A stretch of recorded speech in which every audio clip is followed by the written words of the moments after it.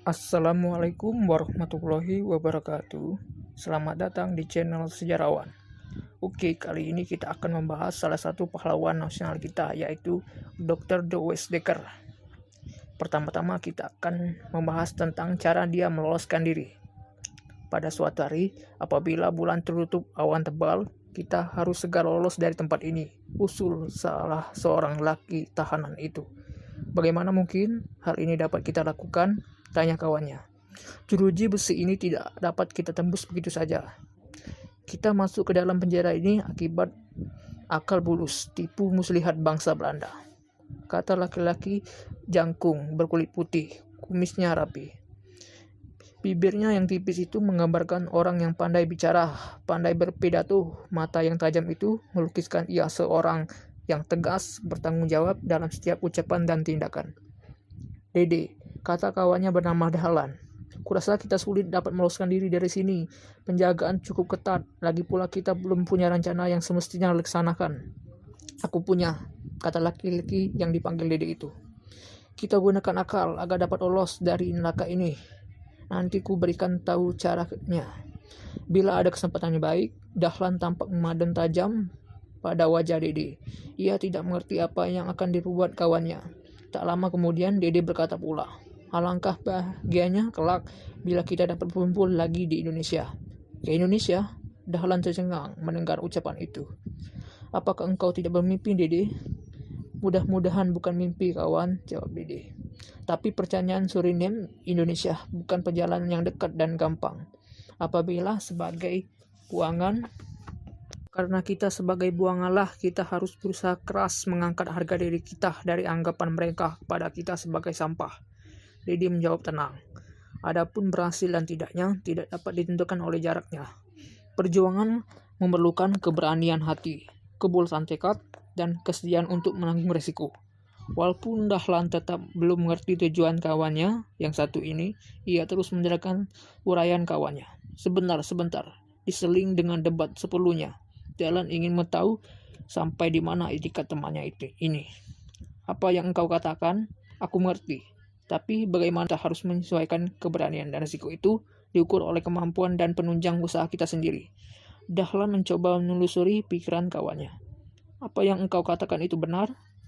Aku setuju dengan ucapanmu, jawab Dede. Aku pun telah memberitahukan sampai ke sana. Bila engkau ingin lolos dari sini, bekerja samalah denganku. Dengan sendirinya kawan, kita senasib dan penanggungan.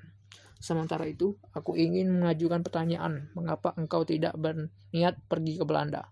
Setelah lolos diri dari sini, Dahlan berkata terus terang, mungkin di sana engkau akan diperlakukan baik-baik. Itu hanya menurut pikiranmu, Dahlan. Kerajaan Belanda masa kini hanya sama halnya dengan Belanda di Indonesia.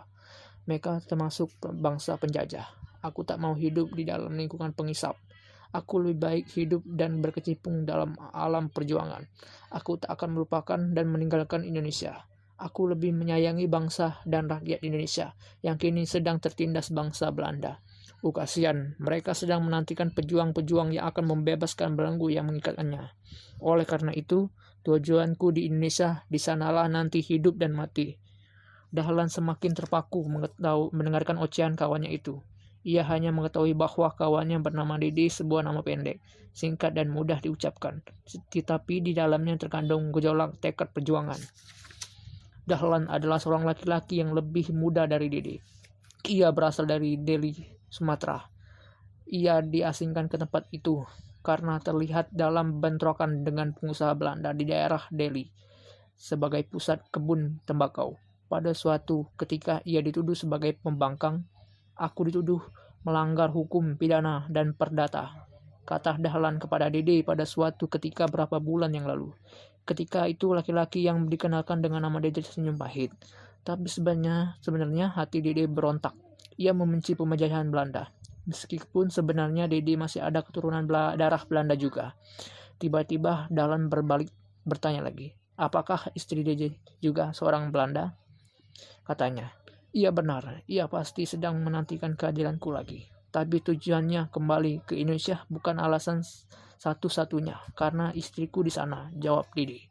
Baiklah, bila kita telah tiba ke Indonesia, aku akan banyak bercerita tentang diriku. Sekarang marilah kita pikirkan bagaimana supaya kita bisa lolos dari tempat keparat ini, katanya Gusar. Aku akan mengikuti jejakmu. Sekarang aku ingin mendengarkan bagaimana rencanamu, kata Dahlan yang belum punya rencana cara meloloskan diri dari tempat pembuangan itu. Coba, dengarkan baik-baik. Jangan sampai pembicaraan kita ini mencurigakan.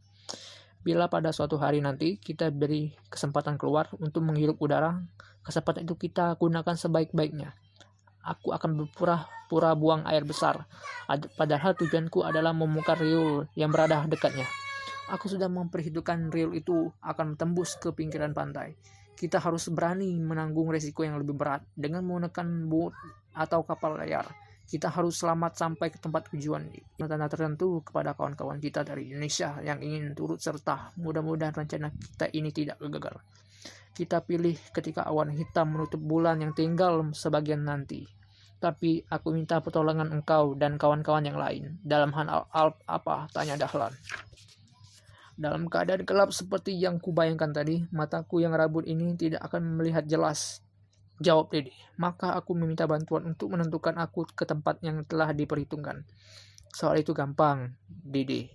Jawab Dahlan menyanggupi.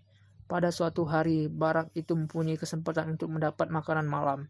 Namanya saja makan malam, sedangkan yang dimakan itu tidak memenuhi kebutuhan, mengganti tenaga yang terkuras tadi siang.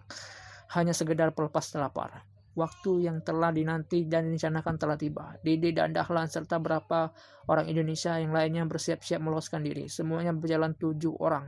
Dahlan yang menuntun Dede segera bersembunyi di balik sebuah benteng. Di sana terdapat sebuah tutup riul dan mereka mencoba membuka tutup riul itu ketika awan hitam menutup separuh langit. Dengan susah payah, riul yang ditunjukkan dengan Dede dapat terangkat. Benar pula peringatan saya. Lubang riul itu cukup besar, tetapi lebarnya tidak setinggi orang berdiri. Mereka harus merangkak. Untunglah waktu itu tidak banyak berair kotor. 7 orang itu berhasil masuk ke dalam riul itu, sedangkan orang yang terakhir diharuskan menutup kembali riul itu agar tidak langsung mencurigakan. Benar pula pengamatan Dede. Setelah beberapa kali berjumpa dengan simpangan riul di dalam tanah itu, akhirnya mereka sampai pada ujung riul itu terletak di pinggir lantai. 7 orang laki-laki yang berhasil lolos itu segera menyelinap di balik perpohonan karena mereka terlalu dekat dengan pos patroli tahanan. Berapa orang patroli pos itu? Tanya Dede. Kami lihat 4 orang, jawab kawannya berbisik. Kalau begitu kita harus mampu menguasai dan mengambil alih situasi, kata Dede lagi. Sementara aku menunggu di sini, kalian harus dapat menundukannya. Rencana itu segera dijalankan. Setelah mengendap beberapa saat, 4 orang di pos ronda itu disergap. Semua penjaga itu ternyata orang-orang Belanda yang didapatkan di pos penjagaan Suriname. Rencana itu berjalan dengan lancar. 4 penjaga itu rubuh oleh 6 orang kawanan Dede. Di antara 7 orang itu, 4 orang menggunakan pakaian bebas patroli. Dede tampaknya lebih layak dan cocok sebagai anggota patroli itu. Mereka menunggu sampai berapa saat di sana, karena mereka khawatir di barak kehilangan dan mencari beberapa di saat berikutnya mereka melarikan dari tempat itu. Mereka menelusuri pantai menuju teluk yang biasa dipergunakan untuk singgah. Kapal-kapal pelaut patroli. Keesokan harinya, kebetulan mereka bertemu dengan sebuah kapal yang akan menuju ke Indonesia.